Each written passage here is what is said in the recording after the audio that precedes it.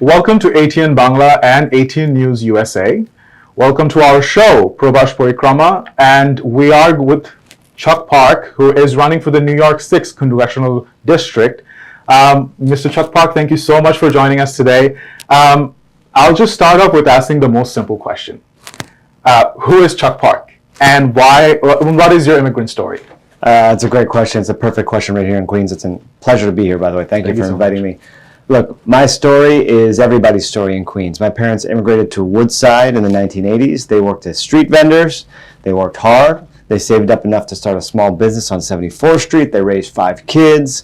They were able to buy a home. And I, as the child of immigrant street vendors, grew up to become a U.S. diplomat under President Obama. Now, that's the American dream, but that's the story of Queens. Every single person here has some version of that same exact story. That's fantastic to hear. Now, understanding that you are a diplomat now, and I've known that you have also worked under President Obama's constituency, I want to know why are you running for Congress now? And Sure. what I also want to add on to that, and what have you seen in immigrant communities, especially also the Bengali immigrant community, and how has that shaped your priorities? That's a really good question. So one thing I want to make clear is I quit from my job as a diplomat to protest President Trump. Mm-hmm. And so the reason I'm running for Congress is because that same story I just told you mm-hmm. about this American dream, the story of Queens, mm-hmm. it is under attack. It's under attack when we see ICE grabbing an aunt, an uncle, a mm-hmm. kid even off mm-hmm. the streets and mm-hmm. disappearing and deporting them. Mm-hmm. That story is also being crushed by the high prices, the affordability, the failure of our government to take care of us. We have our government spending billions, mm-hmm. billions and billions to kill people in faraway lands, to send bombs to other countries, instead of spending that money to take care of families right here in Queens. I think that is a failure of our government. So we need leaders who will fight back and fight to bring those resources home. That's a great fight as well.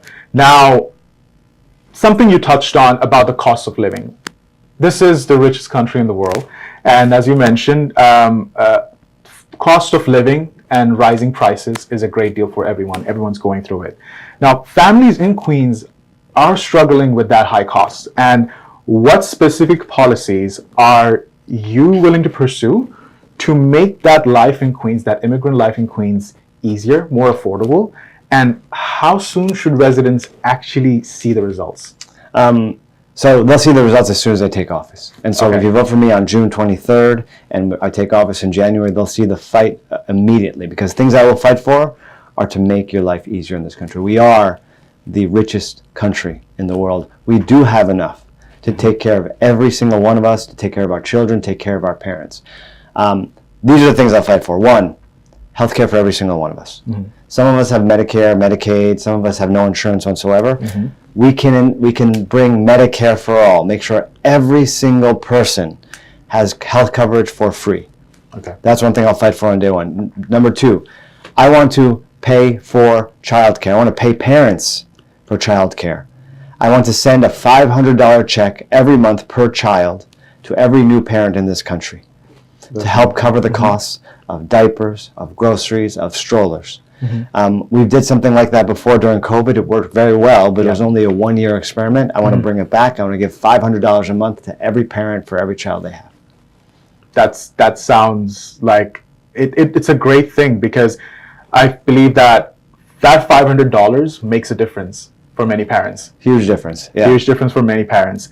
Now, moving on to understanding a little bit more about these families, communities. I want to understand your take on the local community in Queens, and especially the Bangladeshi communities. We are the fabric of this immigrant community here, especially in Jackson Heights.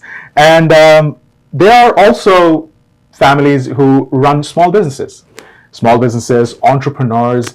And I want to know, what issues do you see happening to these small businesses, and what policies or what steps do you want to take to help these small business owners and entrepreneurs? You're absolutely right. We're here in Jackson Heights. This is the beating heart of the Bangladeshi community in New York City. It's also the most diverse community in the world. My parents have a business right here in Jackson Heights. They still work there. And so when you talk about small businesses, it's something very personal to me. Okay. I grew up working at my parents' clothing store. I used to work as a cashier. I used to sweep the sidewalk. And so these are the things I think small business owners need here in Queens. One, they need safety. Safety. They need to know that their streets are clean and safe. And right now, it doesn't feel that way. I think we can invest in things like better lighting. We can invest in better trash cleanups. We can invest in, the right kind of community safety, making sure that people with mental health issues are being treated and are not roaming around our communities, hurting themselves and maybe hurting other people. So I think business owners need safety. I think business owners also need help with the rent and the power bill. Those are the two biggest expenses my parents have to face every month. Goes back the to rent and the power bill. Super expensive. Very expensive. And there's some things that leaders could do. One, they could help not just tenants' protections against rent increases, they could also help with controlling commercial leases and commercial rents. I think we should have a program to help small businesses defend themselves against eviction, to help small businesses pay their commercial rents. That's one thing. The other thing is Con Edison bills. It can be thousands of dollars a month. It's almost as high as the rent. Con Edison is actually a publicly traded company, and they make record profits. I think that is disgraceful, and I think that the government could control the rate increases, make sure that they don't increase the cost of power every month. And instead of paying profits to their investors, they should decrease the cost for us, the customers. And we can do that, but we need government leaders to fight for that. So those are two things. One, we need to control the rent. Two, we need to control Con Edison. And of course, we need public safety for everybody. Absolutely. I believe the priority is the regulations, as you mentioned, around these bills that small business owners face on a day-to-day basis. Something you did mention also is about public safety and community trust. Now, going back to that, how will you improve, or are you looking to improve, the public safety or maintaining the trust these communities have on our law enforcement, especially in these trying times, of course, and the communities, how are you willing them to kind of trust the police again, trust the administration again, to help them with their safety, to make sure that they can walk out in the neighborhood and they're okay? Yeah, that's a very important question. It's a tough question, especially when you talk to Bangladeshi New Yorkers. I mean, we all remember the incident of Jabez Chakraborty. Yes. A young child or teenager with mental health issues. His parents called 911 and they wanted an ambulance. Instead, they got a police officer who shot him. That happened before with Win Rosario, another tragic case. Bangladeshi New Yorker, mental illness. His mom or his family called 911. They wanted help for him. They wanted services. Instead, a police officer showed up with a gun. So that is not safety. That is not safety, and the trust has been broken. So we need to acknowledge that. I think what we can do is invest all resources, whether it's city, state, federal government resources, in true safety, in the services for people with mental health issues that they need, and in a kind of first response that isn't always police. We need to make sure that there are ambulances and mental health experts and people not just with guns who can show up in an emergency situation. Because sometimes you don't need someone with a gun. You need someone with expertise who can help somebody like those two kids who were unfortunately shot by the police. So I think we need true community safety in the form of other types of first responders. Now, of course, police have a role as well. Of course. But we already invest a lot in the police. There are other forms of investment we can do to make sure our communities are safe. We need our immigrant communities to dream that they want to be a police officer again. Yeah, that's right. Like, what do you want to be when you grow up? I want to be a police officer. I want to protect the community. That's going to be the trust building, I believe so. That's right. Absolutely. Now, speaking about young people and their dreams, the youth, and education and jobs. Me myself, I'm literally doing a day job as well. This is one of the things that, of course, affects millions of people across the city, but also especially the young people. Education and learning more about the priorities that the people who are lawmakers, what priorities do they have, especially for younger people who are just getting out of the universities or colleges, they're getting out of high school, thinking about their jobs, and also strengthening their mental health capacity, and also just support across these schools and colleges. And how would that bring this community, this youth and young community, to fight for a better future as well? I have a 13-year-old son. He's going to be 14 soon, starting high school, and so pretty soon he's going to graduate high school, he's going to college, and he's going to be looking for a job or some other opportunity, a career. And let's not lie about it. It's scary out there. With AI displacing jobs, with the economy going up and down again, it is really hard to see a bright future for many of our young people. So I think there are a few things that the government could do to give, to reassure our youth that there is a bright future. One thing is we can make sure that higher education, that college is tuition free. That way, people won't start out their career with the burden of a huge student loan. That's a big one. So CUNY schools, city university schools used to be free. They just started charging money because they weren't getting the budget they needed from the government. We can make public universities free again. We could absolutely do it, and that would remove even that little cost from children who attend public universities. We could also make sure that private universities aren't overcharging, because many of them are doing that. They're overcharging because instead of making education their primary mission, many private universities like Columbia or NYU, great schools, most of their operation today is real estate development.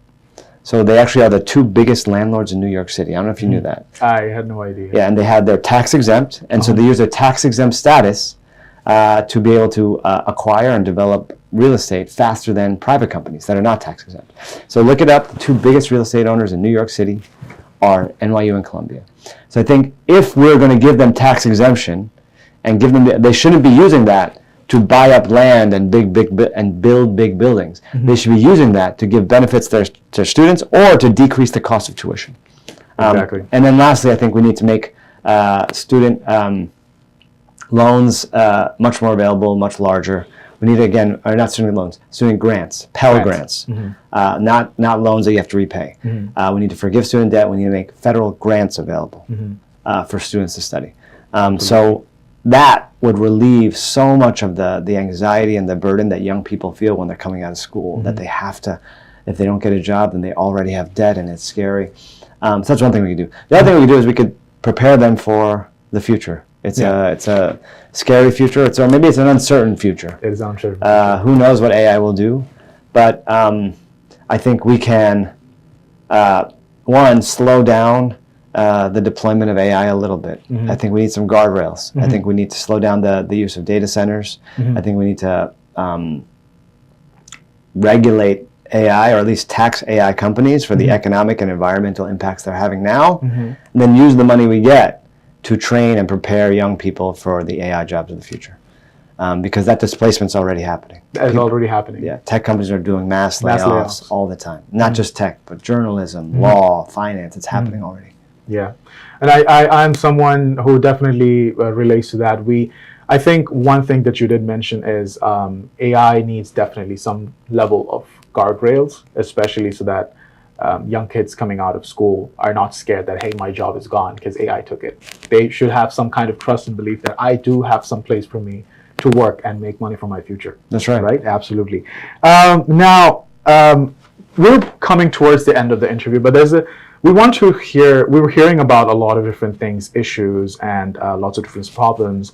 But here's what I want to know, the positive vision, right? I want to know, if elected, what's the most important things that you hope to accomplish within your first year? What is that positive vision that our viewers should be looking forward to? They should be looking for a brighter, more affordable life in New York City. Okay. And the way I'll achieve that is, again, healthcare free for every single family and person, childcare free for every parent, and I want to guarantee legal status and a pathway to citizenship for every immigrant in this city, in this country. And so with that stability, I think we can preserve the beautiful, diverse, thriving communities of Queens that we see today. And I have to say, look, I hate to get dark, and we need to abolish ICE. We need to make sure ICE isn't attacking our families. We need to end the wars. We need to stop the genocide of Palestinian people. Absolutely. Not just because it wastes money, but also because it is a moral failure of the U.S. government. And we need to use those same resources to do the things I just talked about: healthcare, childcare, pathway to citizenship for every single one of us. Life is too hard in this city. We're the richest country in the world. But I've had so many conversations with people as I go around. I'm campaigning. I'm knocking on doors. There was one gentleman I met in Rego Park. Okay. Older gentleman. He's retired in the 70s. A Chinese man. I knocked on his door. He opened up. First, he said, no, thank you. He didn't want my flyer. He slammed the door in my face. Okay. I walked away. And then I heard the door open again. He called me back. Okay. And he waved to me. And so I walked back to his door and he said, Chuck, listen, life is too hard. It's too hard. I'm on Medicaid. I'm on food stamps. I can't afford my medication. Life is too hard right now. It shouldn't be. And so I'm going to give you a chance. And he pulled out of his pocket a check he wrote for me, $100 donation. This is a true story. And he said, please do these things. Life doesn't have to be that hard. And I took that $100 check. I deposited into our campaign account because we're a grassroots campaign. This was a month ago or a month and a half ago. And today that same gentleman texted me a picture of his ballot showing me that he voted for me, that he still supports me. This is beautiful. It's beautiful, but it's real. It's tough. It's real. It's too many families, too many people are suffering in this country. And they don't have to be. Because we are the richest country in the world. We have enough to take care of all of us, but we need leaders who will fight for that. That is true. What you just mentioned, that story, it actually probably resonates with a lot of our viewers. And I want to close off with your message to our viewers, the Bengali voters, the youth, our people who are watching us from many places going through similar issues. What message do you have specifically for your voters, like the gentleman from Rego Park, who want to support the change? That's the perfect question. So, Salam Alaikum. I'm Chuck Park. I'm running for Congress in Queens, New York City to defend our families, to fight for our futures, to defend our American dream. I know life is hard in the city right now. It's too hard. It doesn't have to be. There is a better world that is possible, one that is secure, that is safe for you, for your children, for our futures. We can have health care, child care. We can have great schools, great hospitals. We can have secure status in this country. We can do these things if we pick leaders who will fight for those things, because our country does have enough. It is possible. But to get there, I need your support. You need to show up on June 23rd, and you need to vote. You need to vote for people who will fight for that better future. And I do ask for your vote. Once again, my name is Chuck Park. I'm okay vote team. Thank you so much, Park. I'm honestly, your Bangla, it's been superb. আমি কোরিয়ানের ছেলে যে বাংলায় কথা বলি. Speak a little bit. That's amazing. That's amazing. And thank you so much, Mr. Park, for joining us. And we really thank you for your time and all the best for the campaign and the elections. দর্শক, এতক্ষণ আমাদের সাথে ছিলেন mister চাক park, new York 6th Congressional District campaign candidate. আবারও কোনোদিন অন্য কোনো অতিথির সাথে আমাদের আবারও দেখা হবে। ততদিন পর্যন্ত ভালো থাকুন। আসসালামু আলাইকুম।